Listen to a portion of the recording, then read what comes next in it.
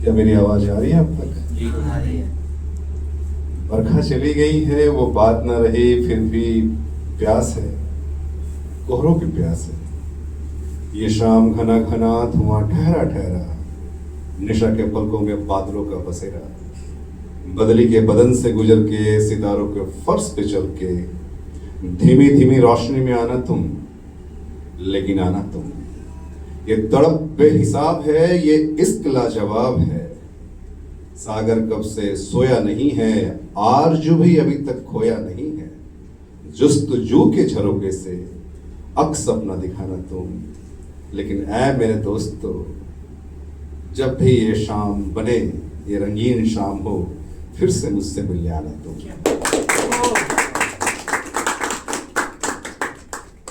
नमस्कार, आप सुन रहे हैं संजू के बैनर्जी। मैं कोशिश करता हूं कि कुछ अच्छी बातें आपको बता सकूं, ताकि आपका ये मुलाकात, मेरा और आपका मुलाकात, कुछ ऐसा मुलाकात बने कि आप कुछ घर में लेके जाएं। तो बहुत सारे लोग मेरे ज़िंदगी में मिलते हैं और कहते हैं कि मैं बहुत प्रॉब्लम में हूँ।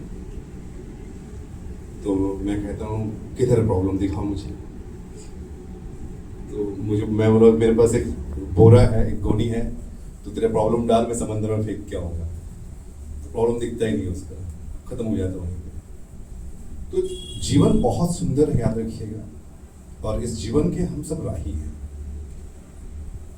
इस जीवन जो प्राकृतिक ने आपको दिया है, ये दुनिया में सबसे उपहार आप जीवित है इस संसार में। घटनाएं घटती है, प्रॉब्लमें आती है और चली जाती है, लेकिन कुछ लोग ऐसे होते हैं कि उन प्रॉब्लम को अपने संग कैरी करके चलते हैं। इसका ये अर्थ नहीं है आपको कैरी नहीं करना है। जीवन उपहार है, याद रखिएगा। जितने भी फिलोसोफर इस दुनिया में हुए हैं, भारत से लेके पूरे वर्ल्ड में कहीं भी जाएंगे, तो उनका एक ही संदेश था कि जीवन सबसे सुंदर उपहार है आपके लिए, कि आप जीवित हैं, आप बैठ रहे हैं, सुन रहे हैं, चल रहे हैं। आपके पास में वो क्षमता है जो कल एक नई रोशनी लिखेंगे आप, एक नई इतिहास लिखेंगे आप, वो कर सकते हैं। वो क्षमता किसके पास है? आपके पास है। लेकिन नाना प्रकार के जो समस्याएं जीवन में घट चुकी है, जो घट रही है, उनको हम फोकस ना करके जीवन में हम जीवित हैं, हम कल कुछ नया कर सकते हैं, इस पे हम फोकस नहीं करते हैं। तो जीवन यहाँ पे कहीं ना कहीं तितिर बितिर हो जाता है। अब इसी में मायने में आते हैं जो हवा है। ये बहुत पुरानी बात है, मैं आपके सामने दोहराना चाहूंगा। हवा क्या कहती है? हवा कहती है कि हवा हूं मैं, हवा हूं, बसंती हवा हूं, सुनो मेरी बात, अनोखी हवा हूं, ना कोई डर, निडर हूं मैं, तेरे घर में भी हूं मैं, यहां भी हूं मैं, मंच पे भी हूं मैं, शहर में भी हूं मैं, गांव में भी हूं मैं हूं प्रधानमंत्री के ऑफिस में भी हूं मैं, बिल गेट्स के ऑफिस में भी हूं मैं, क्योंकि मैं तो हवा हूं मैं, हवा हूं, बसंती हवा हूं मैं, सुनो मेरी बात, अनोखी हवा हूं मैं, निडर हूं मैं। तो आपको भी निडर रहना पड़ेगा। ये हवा कहती है, और सच में बात कहती है। देखिए यहाँ भी है, आपके घर में भी है, आपके गांव में भी है, शहर में भी है, हर जगह है। तो हमारा जीवन इस हवाओं से लेना है, इस हिमालय से लेना है। तो इस तरह से आप अपने जीवन को जी सकते हैं। तो इसी तरह से एक जीवन स्टार्ट हुआ था मेरा भी। तो मैं आपको उस गांव में ले चलते थे। एक छोटा सा बरगद का पेड़ था, और हम 4 दोस्त कभी मिलके आसमान में उड़ते हुए एक प्लेन में देखते थे, और देखते थे कि कभी काश मैं इस प्लेन में बैठूं और मैं यात्रा करूं। हर इंसान के सपने होते हैं, कुछ मेरे भी सपने थे ऐसे ही कुछ। तो सपने टूटे, मेरा घर छूटा, सपने छूटे, मेरा घर टूटा, जो भी कह सकते हैं आप। कभी कभी जो हाथों में बांधती थी मेरी बहन राखी, वो राखी छूटी, मंदिर छूटे, वो बरगद का पेड़ छूटा, दोस्त छूटे, सारे लोग छूटे। पता नहीं क्यों भटक रहा हूं इस जंगल में भौरों की तरह, कभी इस गली, कभी इस गली, कभी यहां, कभी वहां। मेरे सपने छूटे माँ जो कभी खिलाती थी हाथों से बना के रोटियां, वो रोटियां छोटी, वो दाल, वो खाना, वो रहना, वो सोना, वो पलंग, वो बिस्तर सारे छूट गए। भटक रहा हूं इस गलियों से कभी उस गलियों में भौरों की तरह, ना जाने कहां जा रहा हूं भौरों की तरह। अब क्यों जा रहा हूं भौरों की तरह कोई पता नहीं, लेकिन भटक रहा हूं इस भौरों की तरह। जानते हैं मेरा कसूर क्या था? मेरा कसूर था एक इश्क। मैंने इश्क कर लिया था, मोहब्बत जिसे कहते हैं, प्यार जिसे कहते हैं। कभी कभी हो जाते हैं कम उम्र में भी प्यार, तो वही मेरे साथ हो चुका था। मैं भटक गया हूं।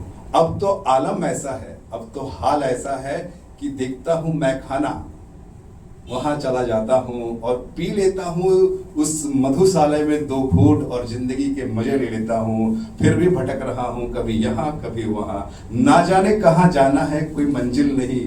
फिर सोचता हूं मैं हूं कौन, मैं हूं कौन, जहां से निकला था कोई पता नहीं, अब यहाँ आया हूं इसका कोई पता नहीं, कल क्या होगा इसका पता नहीं। फिर मिले कई योद्धाएं, कई कोई गुरुओं, ना जाने कितने लोग मिले। हर मोड़ में एक कहानी बनी, मैं हर कहानी का एक नया पात्र बना। कभी मैं हीरो के रूप में उस कहानी में आया, तो कभी मैं कुछ था ही नहीं उस कहानी में। फिर जिंदगी में आगे बढ़ता गया, आगे बढ़ता गया, आगे बढ़ता गया, तो पता चला कि मैं तो हीरो।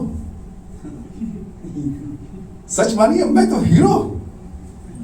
खामखा मैं फिल्मों में हीरो को अपना ही मानता था, लेकिन किसी महागुरु ने मुझे बता दिया तुम तो हीरो हो, HERO, हीरो। तो फिर बोला कि H का मतलब होता है हेल्थ, E का मतलब होता है एजुकेशन, R का मतलब होता है रिच, और O का मतलब होता है ऑर्गेनाइजर। इन शब्दों के जाल में पहुंचते पहुंचते एक लम्हा गुजर गया, वो गांव छूट गया, वो माँ बाप के प्यार, भाई बंधुओं के यार, सब कुछ छूट गया उस 4 शब्दों को जानने के लिए। जानते हैं, आज मैं हीरो हूं। लोग कहते हैं कि मुझे हीरो बनना है, लोग कहते हैं कि मुझे हीरो बनना है, लेकिन हीरो बनना कौन चाहता है? हीरो जीना कौन चाहता है? हीरो को जानना कौन चाहता है? तो मैं बताता हूं हीरो होता कौन है। H मतलब हेल्थ, E मतलब एजुकेशन। हेल्थ मतलब क्या होता है आपके लिए? हेल्थ बहुत प्रायोरिटी है। लोग अभी भी कुछ, एक भाई साहब सिगरेट की बात कह रहे थे कि हम भी भटके हैं, हम भी भटके हैं उसी गलियों में जहां मिलते हैं महखाने, सिगरेट और शराब और शबाब। वहां से निकला तो पता बचाया हेल्थ को। जो अधूरी एजुकेशन थी, जो टूटी फूटी एजुकेशन थी, उसे सिमटा और नया एक एजुकेशन को मोड़ दिया, तो बना H। सबसे पहले तैयार हुआ, फिर आस्ते आस्ते E तैयार हुआ, अब आना था रिच पे। क्योंकि इस मुंबई शहर में रहने के लिए बहुत सारे पैसे चाहिए, बहुत सारे दौलत चाहिए, तब जाके आप रिच कहलाएंगे। लेकिन रिच का 2 अर्थ होता है। पहला अर्थ होता है पैसा, पैसा चाहिए आपको इस मुंबई शहर में जीने के लिए। लेकिन दूसरा अर्थ क्या होता है कि आपको नॉलेज का भी रिच होना चाहिए, आपका बिहेवियर का भी रिच होना चाहिए, आपका रहन सहन, आपका खान पान, आपका ऊंच बैठ, सबका रिच होना चाहिए। अब ये भी समझा मैंने। अब आया O का। जब O का रिच में पहुंचा तो पता चला कि जो आपके पास ये तीनों शब्द हैं, और इन तीनों शब्दों को लेके जब O में पहुंचते हैं तो O को किस तरह से ऑर्गेनाइज करते हैं। मतलब हमारा टोटल जीने का जो तरीका है सही मायने में, वो ही हीरो है। हीरो कोई और दूसरा नहीं है। हीरो कोई कहीं जंगल से नहीं आया है, कोई टपका नहीं है, कोई बोलते हैं ना, कोई मायावी नहीं है। हम ही अपने आप में हीरो को बना सकते हैं। तो भटका था उस गांव से, इस गलियों से उस गलियों में, कभी भटक रहा था भौरों की तरह। मिले एक ऐसे योगी, ऐसे गुरु, जिन्होंने मुझे बना दिया हीरो। अब तो समझा हूं मैं हीरो को, इस पथ पे चलता हूं हर रोज। कोई भूल हो जाती है, कभी चूक हो जाती है, लेकिन बोलता नहीं कि मैं हीरो हूं। हीरो को अब दूसरा है कि हीरो का कोई लिंक नहीं है। ये स्त्री में भी आता है, ये पुल्लिंग में भी आता है। तो हीरो कहता है कि मेरी माँ हीरो है मेरे लिए, कोई कहता है मेरे फादर मेरे लिए हीरो है। तो हमें हीरो बनना है, हमें हीरो बनना है। तो मेरे साथ बोलिए HERO। हम सब हीरो हैं, हम सब हीरो हैं। हीरो मतलब क्या होता है कि हमारे पूरे जीवन का अर्थ है वो हीरो। हम वो हीरो को नहीं देखते जो सिनेमा में देखता है भाई हमने भाई हम भी सिनेमा के हीरो को देख के ही कभी अपने जीवन को ऐसे जिया था कि मैं ऐसे बन जाऊंगा, लेकिन उसके अर्थ को नहीं जी पाया था।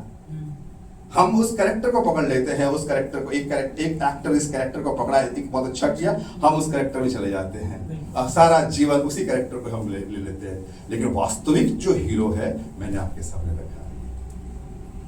फिर लौटा उस गांव में, फिर लौटा उस गांव में जहां से छूटा था मेरा यार, वो बरगद का पेड़, वो सपने, वो माँ बाप, सब कुछ। जब लौटा अपने गांव में तो सच में मैं कुछ बन के गया था।